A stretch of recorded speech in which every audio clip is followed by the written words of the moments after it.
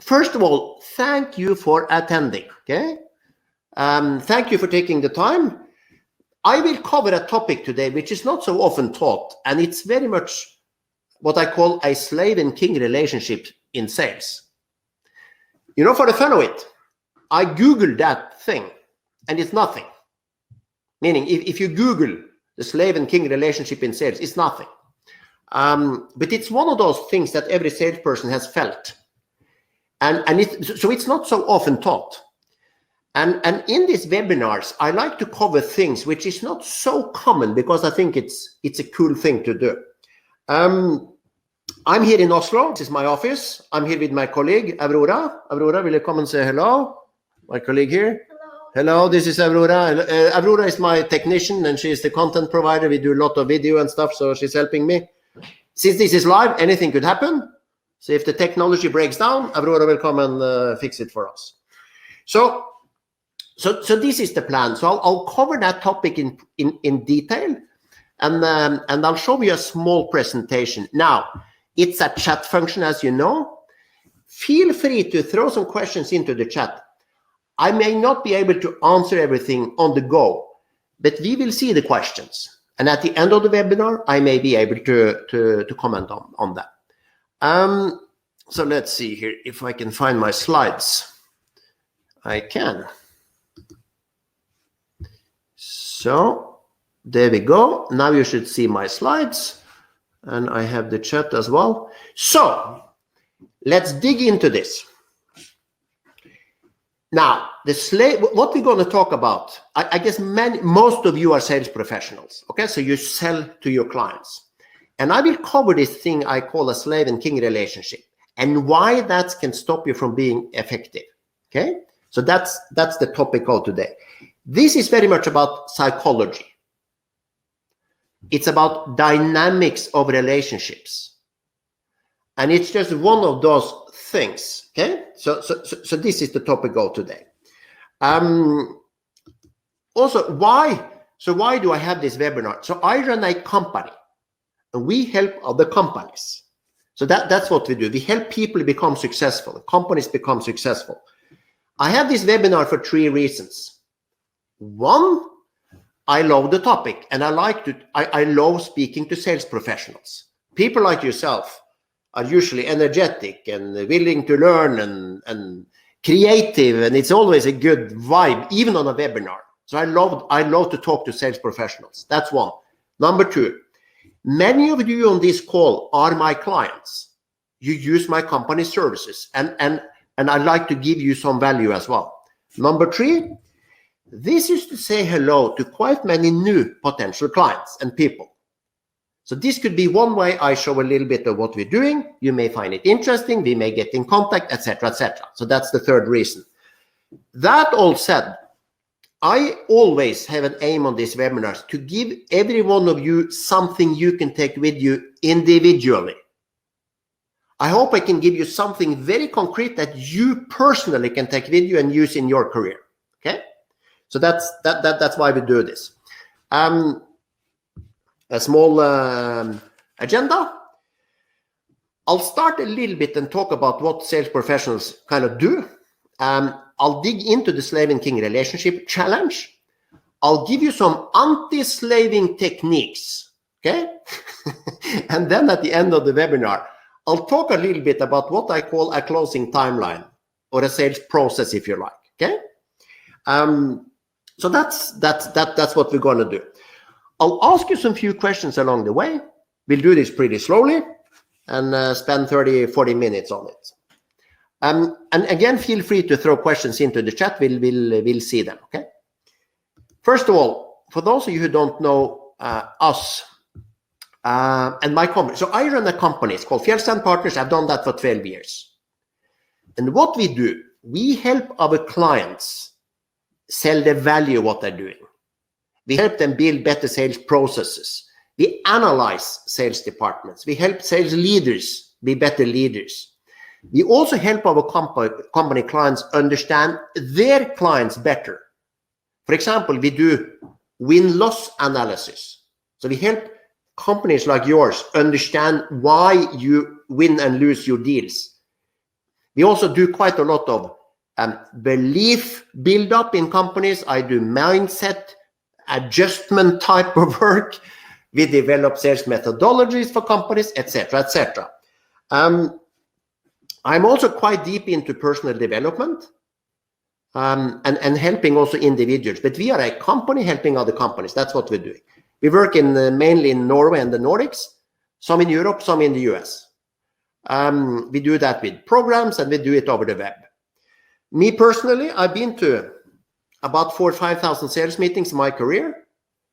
I worked 16 years for a company called Gartner, and I have a lot of Gartner guests on the call today, so welcome to all of you. I started as a salesperson. I ended up running Gartner's operation in Europe, Middle East, and Africa, so I was looking after people in 30 countries.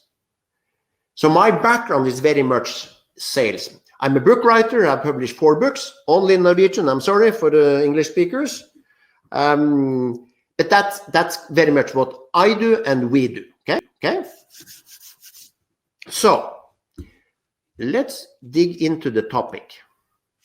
Now, I don't know what you would answer if people said to you, what do you do? I mean, you are sales professionals. But what people tend to say is things like, we are selling things, or we are building relationships with clients, or building trust, or we are asking the good questions, and we are building processes, and we are suggesting things, and we are helping our clients solve problems. And this is typically what we say. I say we because I consider myself a salesperson too. And we say this in different ways. Now, to me, it's mainly 4 things we do. We find new leads. It may be from existing clients or new ones. We uncover needs and expectations in these clients or these companies. We propose or suggest some solution to them. And we're trying to complete the deal. We close the deal. Now, one thing we could say is that whatever we do as salespeople, it's building up to one thing, closing the deal. I mean, I can build fantastic relationships, but if I don't close any deals, I'm not succeeding as a salesperson. So I kind of like to talk about closing as the thing we do. That said, I wrote up a book some few years back on closing, and the main point of that book is the following. The key to closing is that not at the end of the sales process, as we often think, it's at the beginning of the sales process.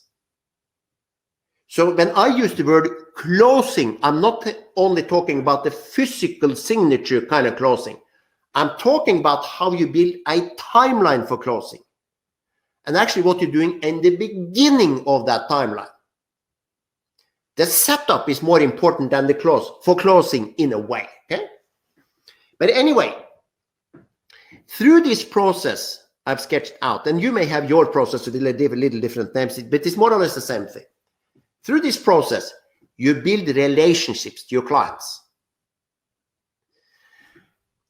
And the dynamic of those relationships is what will give you success or not success. Of course, the trust, all those good things, the quality of the relationship. But the point is this, the dynamic of that relationship you build through that sales process is helping you to close or not close. And when we're going to dig into this slave and king problem, it's important because it has to do with that dynamic. Okay? So you're building this relationship through that sales process. The dynamic of that relationship will help you close or not close. Can you move things forward, for example, in a clever way?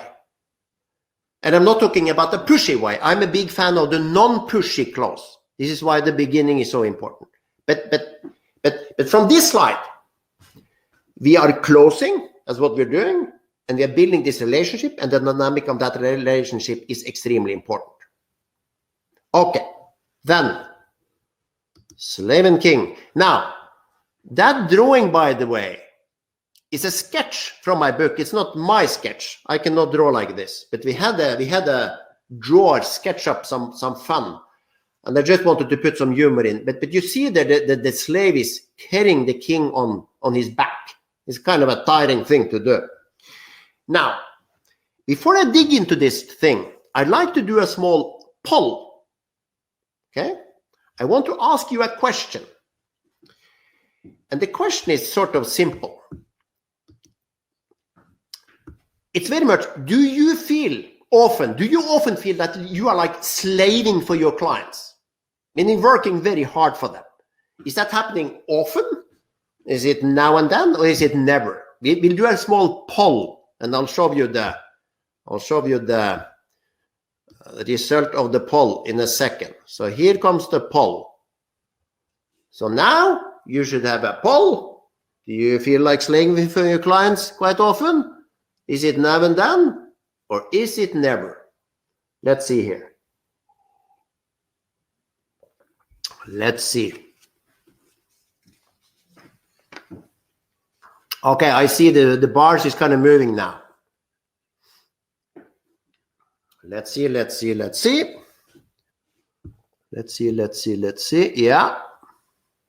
It's moving. Okay. I'll close it there. Let's see where we are. End poll. And now you should see the results.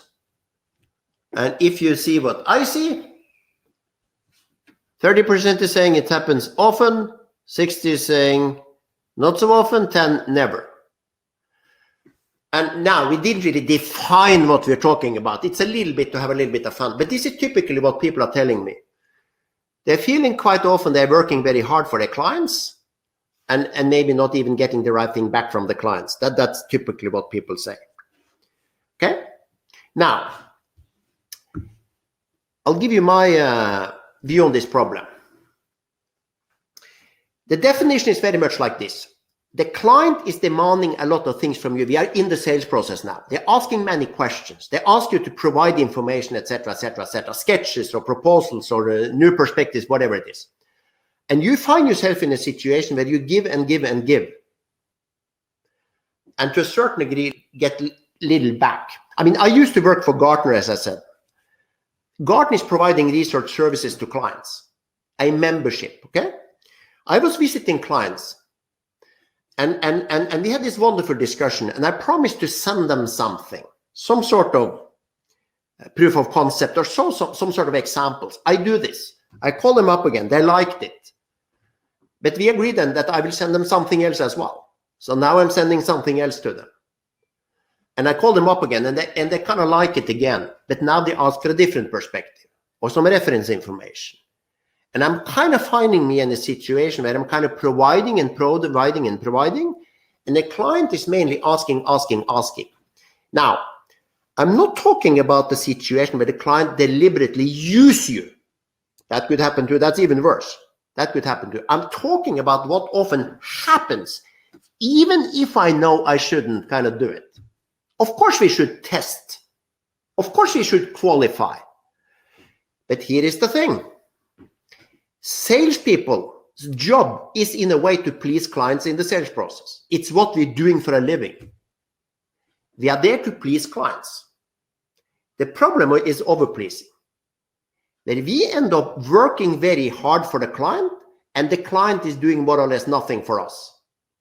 They're maybe sitting there waiting for you to get back to them.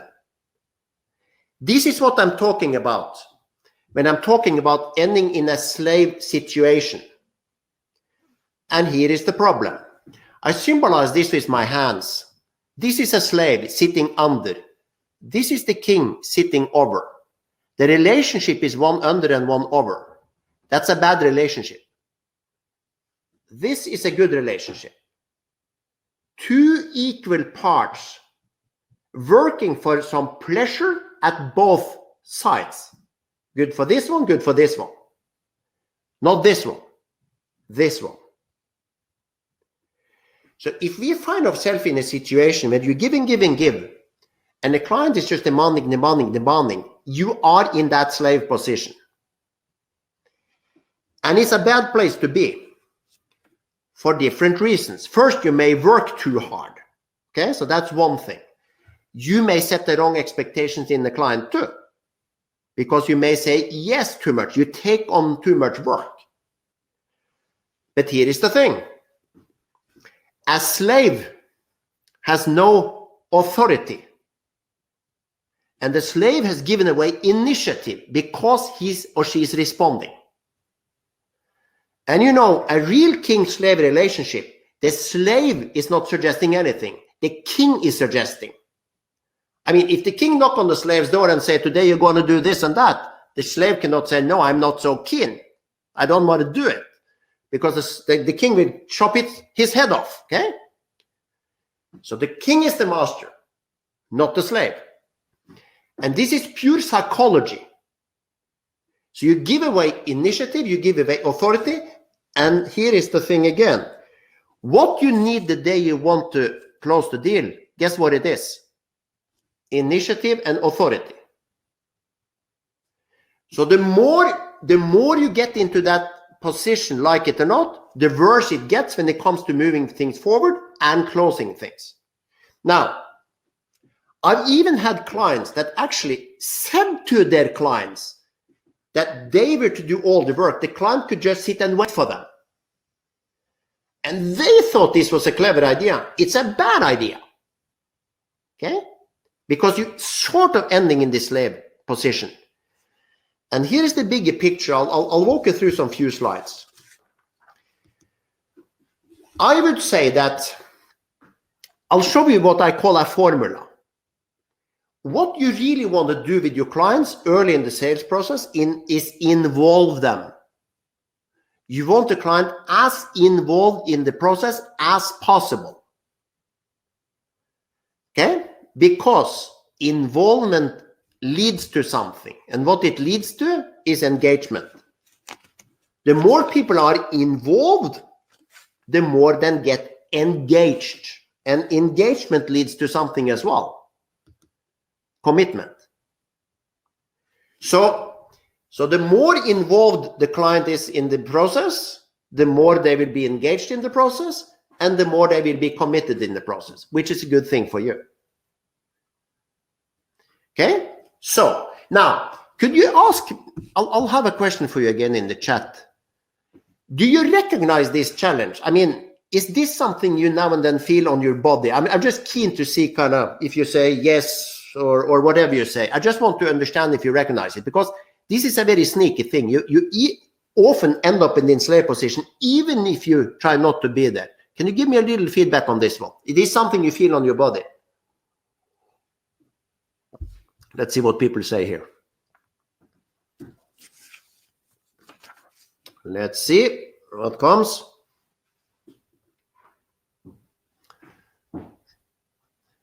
Some feedback, folks. Some feedback. Yeah, here it comes. One is saying it's a bull's eye. Yes. Absolutely. Yes. I guess some of us, we are aware. Yeah, most people saying yes. It happens a lot. Remember again, to avoid this thing, you actually have to work against your instincts. Because it's an instinct in us to say yes. That's our job. Okay? So a lot of people say yes. Yeah, and one thing, maybe not so extreme, but you always find yourself in that position. And yes, you do it. Now, if this was a personal development webinar, I will talk about this more in general. In life, I mean, a lot of people that I meet, they need to learn to say the word no. We are so keen to say yes to everything, and we end up killing ourselves with work. That's an even bigger picture again. Okay, but anyway, people recognize this challenge. Okay, good. Thank you. Now, so what do you do? And what I'm going to do here is to talk you through what I call anti-slaving techniques that I have developed. And what I want to say is that this is about three things. By the way, you will have we will record the webinar. You will have them. You can also have my slides. So if you take notes, you can do that. But we'll also send this to you. Now, it's about awareness. It's about a mindset, and it's about some techniques. Okay. So yeah, people like the title. Yeah, it's a pretty cool title, anti-sliving techniques. It's kind of I like it too. Now, here's the awareness part. You sit in a conversation with a client, a meeting or a phone call. You take on some work. You are asked by the client to go and check something, send them something, sketch something, propose something, do something. And you just find yourself in a situation when you are supposed to work, the client are not. It happens all the time. And the awareness means you should recognize this zone. It should click in your system saying, I'm in that zone. Is that okay? Maybe it is okay, by the way. Of course you want to do things for your clients. But I want you to recognize it. I'm now taking on a lot of work. I'm taking notes. I'm going to go and check, etc., etc., etc. Okay? Just recognize it. So you're not running around as a zombie on autopilot. Okay? So you want to recognize it. That's the awareness part. Here is what I suggest as a mindset. You talk to a potential client and you feel it's a good fit. It's good things from the client. You have the chemistry going, the relationship, everything is good. And you really hope this will go your way. Your mindset now is the following. You think, after consideration, I'm willing to invest time in this client. So you say, and by the way, you could say to the client too, I'm actually willing to spend time on you. I'm willing to invest my time in you. A slave would never ever say that to the king. Never. It's an anti-slave technique. I'm willing to spend time on you, client. Now, when we workshop this, a lot of salespeople tell me, Amund, I cannot say such a thing because they will throw me out because I'm supposed to want to spend time on the client. Depends how you say it. I could say to a client, after now having discussed your needs, your expectations, and knowing what we have done for other clients, I'm absolutely sure my solutions or products, whatever, will give you a lot of value. So I'm very willing to invest my time in this project. Now I said it in a nice way. I still said it. I'm telling the client, I'm actually willing to spend time, invest my time in him or her. Have that as a mindset. You're not doing this because you have to. You do it because you have decided it's a good thing to do.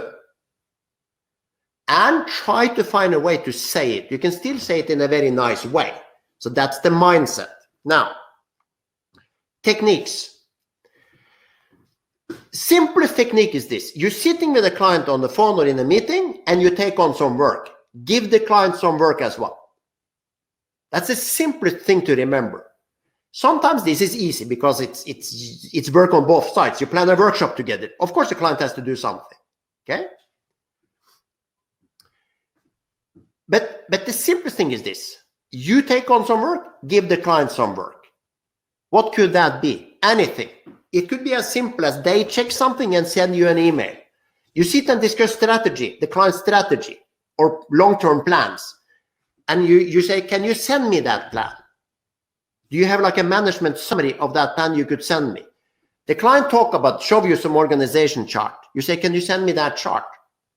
You just want to do something more than zero on the client side. This is the by far simplest technique you can ever use. Remember to do it all the time. When things are working, this is easy. When it's not working so well, it's not easy. So that's the simplest technique. Now, I'll show you something, some other small clever techniques. When I visit companies and we have like a meeting in a company, you have internal meetings all the time.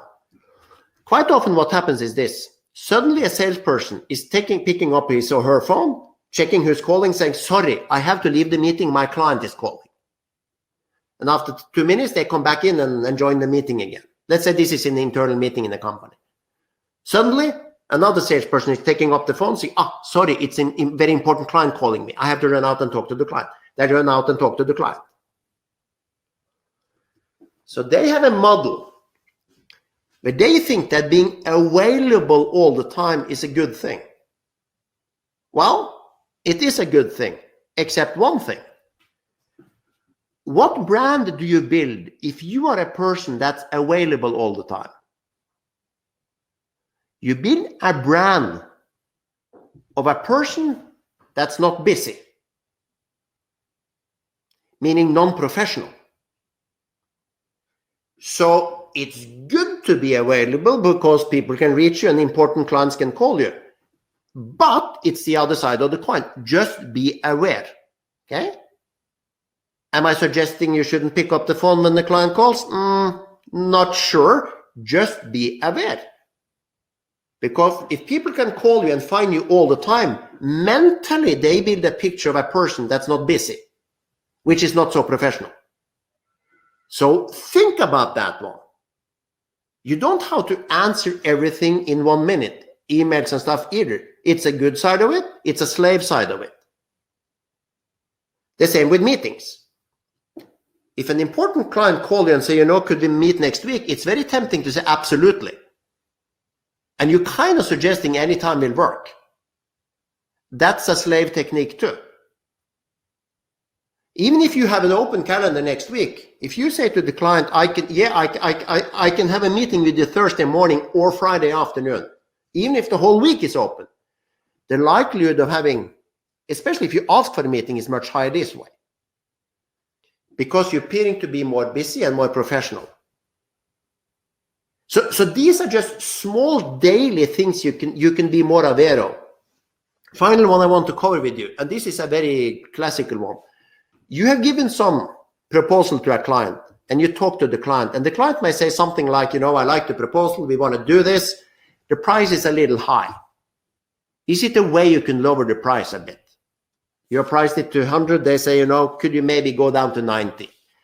And this is not a webinar about giving discount or not discount. It's just slaving we're talking about. Let's say you say something like, let me go and check. Client is saying, can you go from 100 down to 90? And you 100 down to 90. And you say, I'll go and check and get back to you. That's a slaving technique as well. What you always want to do is this. If you want to check if you can go down, you say to the client, I'll go and check, but are you saying that we have a deal if I can go down to 90? You always want that commitment before you go and check. If not, it's a slave again. So this is back to asking for something when you give something, okay, which is the basis of all negotiations, etc., etc. So these are things you can just try to adjust in your daily life, okay? So I'll throw them out on the slide. So it's an awareness piece to it. It's a mindset piece to it. It's techniques you can start to use. In some sales groups I work with or in companies, they actually build a system around this. And of course, we all know in theory, we shouldn't be slaves. We all know this. But I've been in sales long enough to know we mess it up now and then. We are never perfect. So we need reminders, okay? But the whole thing is this. The more the client is involved, the more they are engaged, the more they get committed, and the more you can move the process forward. Does this make sense? Can you use these tools? Give me a little feedback on the chat, please. Can you try to do things like this to see if you can adjust your slaving role a little bit? Give me a little feedback on this. This stuff you can use. Let's see what people say here.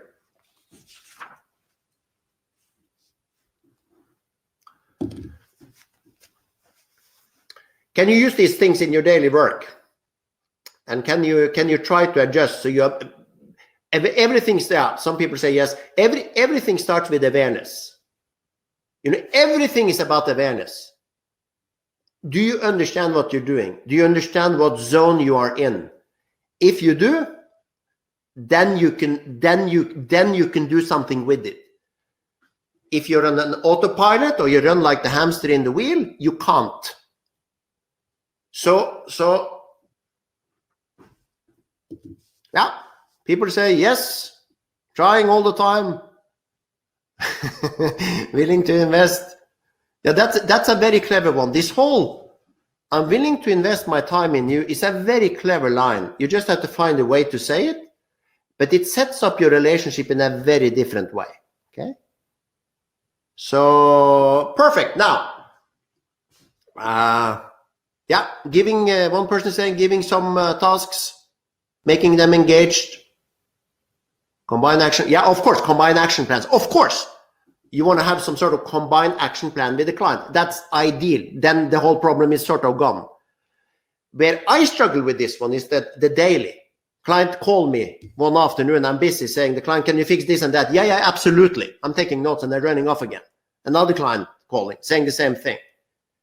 So you kind of, as a system, you kind of have it set up, but then you mess it up in your kind of daily anyway. So awareness, a mindset to it, and try to put in some techniques. Brilliant. Now, end of the webinar, I'd like to, I mentioned how we work with our clients. I mentioned like a closing timeline kind of thing. I wrote up a book quite many years ago on this, what I call a closing timeline. And we put this into an e-learning system. And I'd like to walk you through that. I'll just spend 5 minutes on it so you see what it is. Because maybe you want to benefit from it.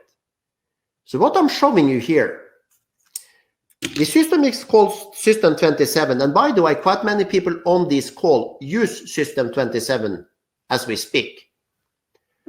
But System 27 is the 9 most important things if you want to build a closing timeline.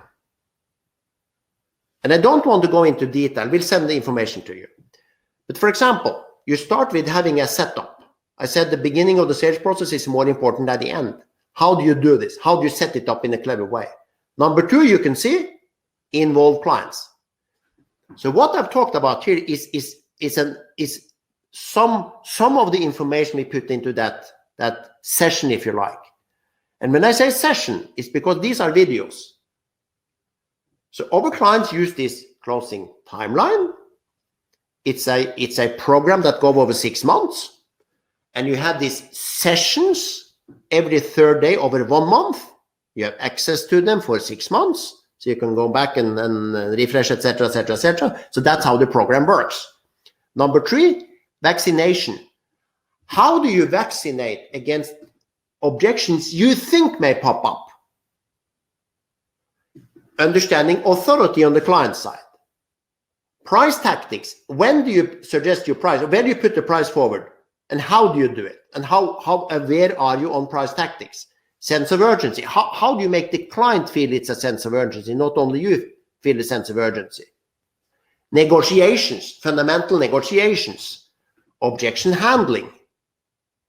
And the main attitude you need when you sit at the table and you want to do the closing. So this is a program that my clients use that you can consider to use. If you don't want to use this system, find a way to build your closing timeline. What exactly is on that timeline? You can use this slide as a starting point if you will. Okay. So this System 27, we have clients all over Europe on it. We have had it for about a year, and we would like more clients. That's why I'm doing a little marketing. I hope that's okay with you. So this System 27, the idea is to build a closing timeline and become a better closer. And closing means driving things through the pipeline. Or driving the process forward. It's the 9 lessons. A lesson is about 15 minutes. It's a video about 15 minutes.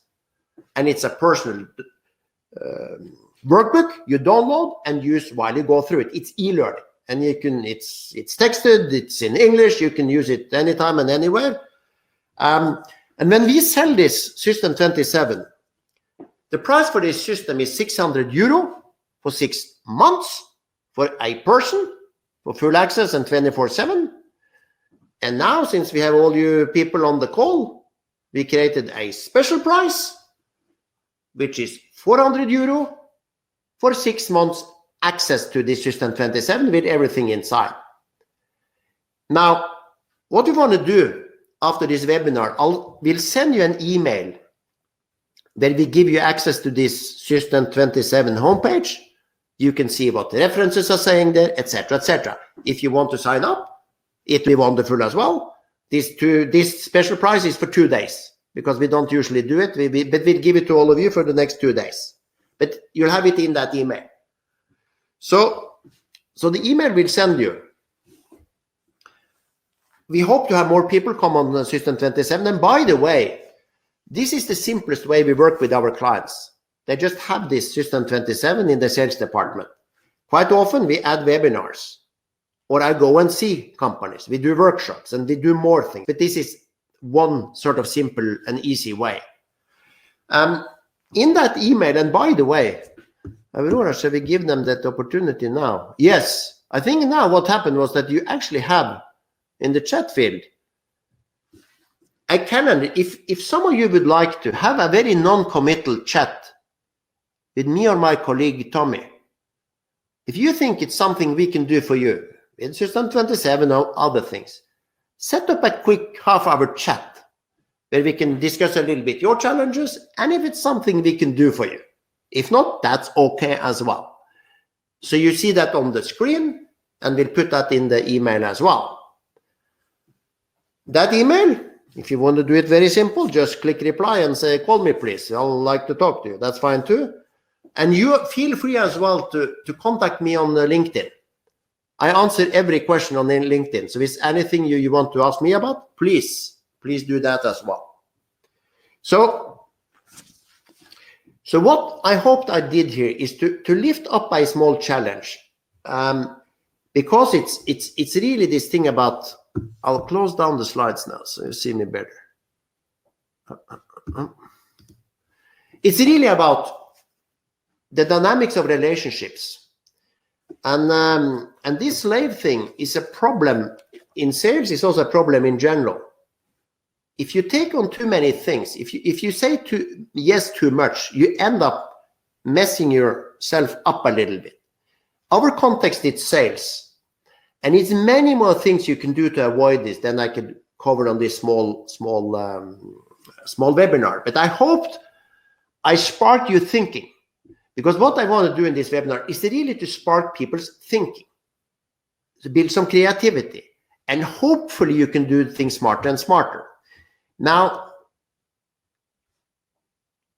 yeah, some people say business must be on an equal level. I agree fully. Business should be on an equal level. Now, I still have some few minutes. If you have any question or comment, please throw them into the chat. Absolutely, business should be on an equal level. It's just a little hard to do in practice. And the more hungry we are as salespeople, the easier it is to run into this slave problem. Let's see if it's a question. Anything, a comment?